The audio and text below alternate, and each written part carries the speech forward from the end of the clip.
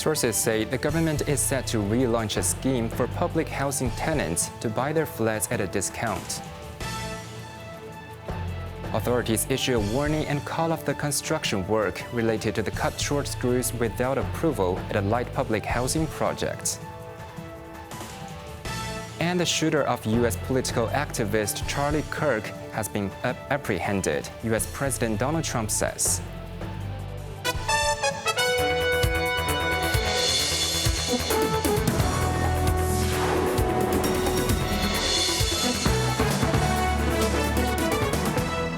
Good evening, you're watching Cable News. I'm Quentin Yang. Public housing residents may soon have a fresh opportunity to buy their own flats, as sources suggest that next Wednesday's policy address will include a limited revival of the tenants' purchase scheme, which allows tenants to purchase their units they live in at a discount. Jeremy Zhu reports.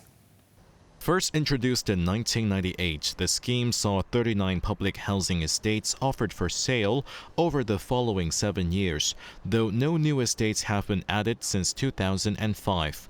This year's policy address is expected to breathe new life into the initiative. The Housing Authority will begin by identifying several estates and consulting residents before finalizing which will be made available for purchase. This public housing resident said she believes buying a flat means truly owning it, adding that it's troublesome for children to have their income and eligibility reviewed when they grow up, and that higher incomes could lead to increased rents. Another resident noted that buying means she can live there for decades. Currently, public housing rents cost around $4,500 a month, while mortgage payments would be a similar amount, making ownership a more secure option. Speaking to iCable News, lawmaker Frank King-an expressed hope that flats would be priced at 15 to 25% of market value, with a cap of no more than $1 million. The move comes as official data from July showed there are still some 30,000 unsold flats under the original scheme. In fact, around 400 recycled units from the tenants' purchase scheme have been included in each recent sale of the home ownership scheme starting from 2023. Jeremy Zhu, Cable News. Engineering problems emerged at a light public housing project in Siu Lam, where certain screws in the concrete core walls had been cut short without authorization. The government has taken the issue seriously and issued a written warning to the contractor, Able Zhengwo Joint Venture. Evelyn Bai has more details. Despite a written warning, the construction works at Lok On Pai Light Public Housing Project continue today. The Architectural Services Department discovered during a routine inspection last month that the bracing plates of 23 screws on the 4th and 5th floors had been cut short, prompting them to mandate the contractor to halt the relevant operations and reinstall the affected walls, along with resetting the associated assembly components. The contractor also needs to submit a report and take full responsibility for the costs incurred. The workers involved from the subcontractor have been dismissed.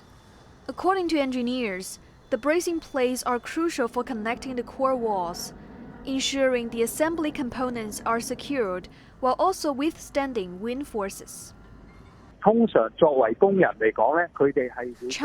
Kirk, chairman of the Construction Industry Employees General Union, said there are relevant structural safety training instructions for workers, so they typically will not cut screws without directive, suggesting that the incident may have been instructed by someone. So far, the overall structural safety of the building remains intact, and similar issues have not been found at the contractor's other 2 public housing projects or other developments. The project consists of 3 18-story buildings. Upon completion, it will provide 4,200 residential units, with an expected completion date in the 3rd quarter of next year. Evelyn Bai, Cable News. In a last-minute reversal, the government has paused its partial ban on taxis heading to the High Island Reservoir East Dam, an iconic gem situated within the Hong Kong UNESCO Global Geopark. The taxi industry cheered the decision as officials work on a better fix to ease the area's traffic headaches. Shiryu Yun has the story. Traffic jams clogging the only route to this cyclone hotspot have long been a pain for locals and tourists alike. The government had planned to bar taxis from accessing the dam from 9 a.m. to 6 p.m. on weekends, public holidays, and mainland's Golden Week periods starting this Saturday. But legislators confirmed the plan has been shelved. DAB lawmaker Stanley Lee shared that taxis will still be allowed to reach the dam during the upcoming National Day Golden Week, as officials need more time to balance the views of various stakeholders. Cheering the decision, Cyclone Taxi Operators Association Chairman Chow Kai-wing stressed the need for more talks with the government to find a fair solution to the traffic issues. The government responded that a revised plan will be announced in due course after further on-site inspections with stakeholders. Cheryl Yun, Cable News. More than 900 tertiary students in the city fell victim to scams in the first half of this year, with the largest case involving over $10 million. Jeremy Zhu tells us the new trends in these fraud cases. Since the beginning of the year, multiple universities have made it compulsory for students to complete police anti-fraud questionnaires. Yet the number of post-secondary students being deceived continues to rise, reaching 957 in the first 6 months. Among them, 76% were local students, while mainland students accounted for less than 33% of cases.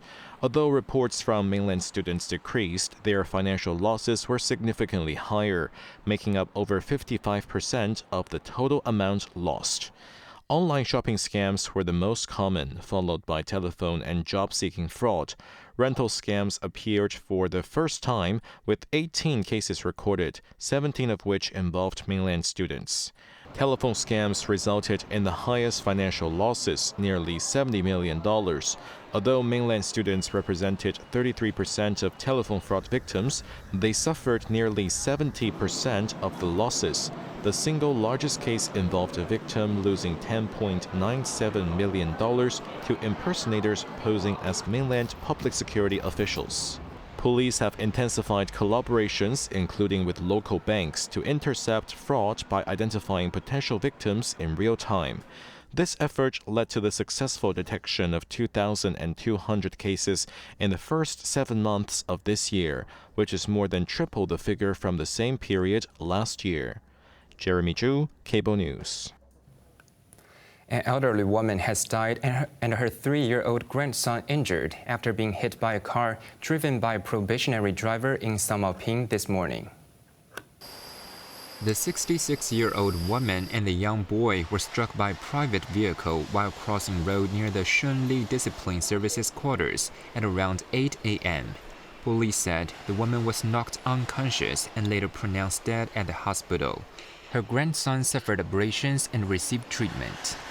The 51-year-old female driver was arrested on suspicion of dangerous driving causing death and grievous bodily harm, and is currently being detained for investigation. More than a day after the fatal shooting of the influential far-right activist Charlie Kirk, U.S. President Donald Trump said the suspect has been apprehended without providing details on his identity.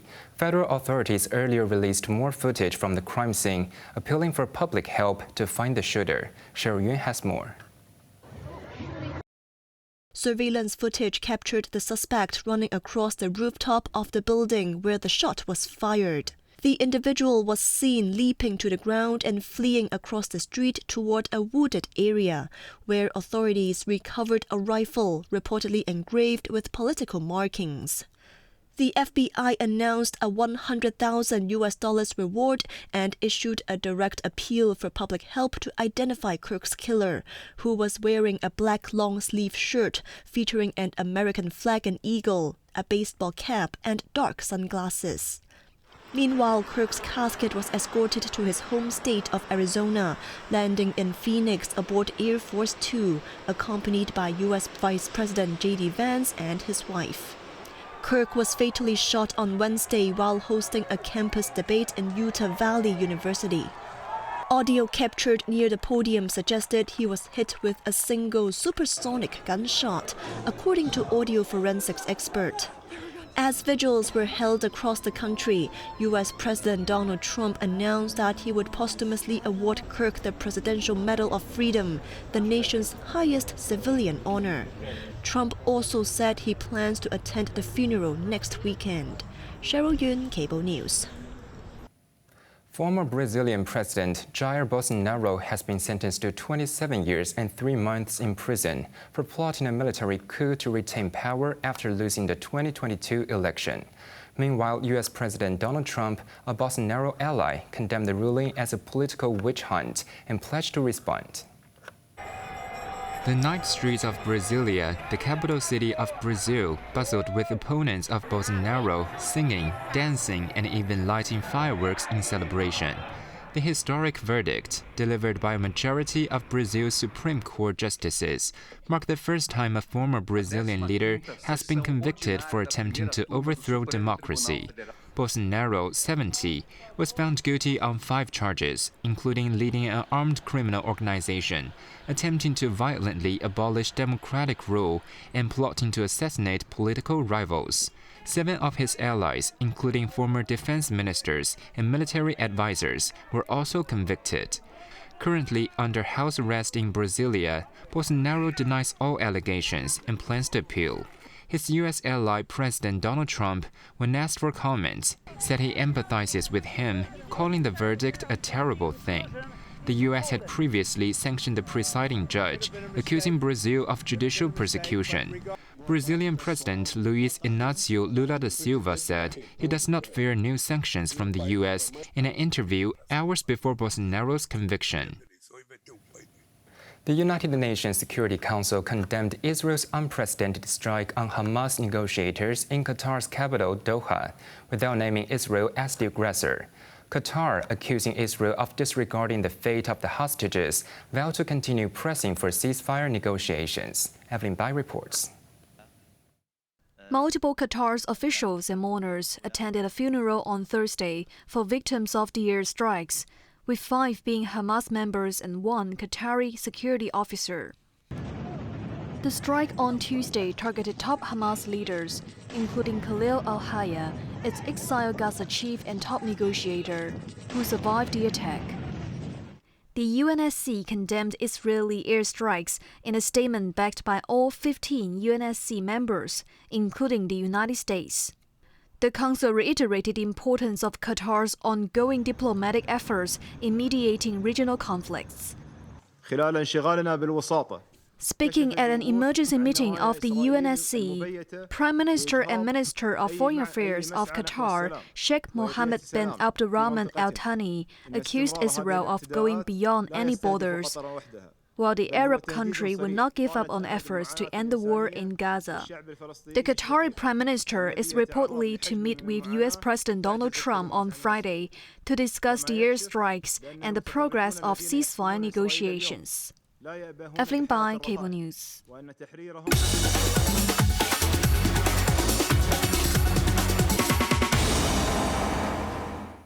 Now let's take a look at the stock market.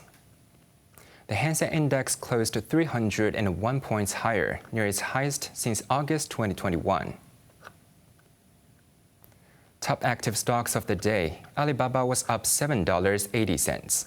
Tencent was up $14. Xiaomi was up 50 cents, while SMIC down 60 cents.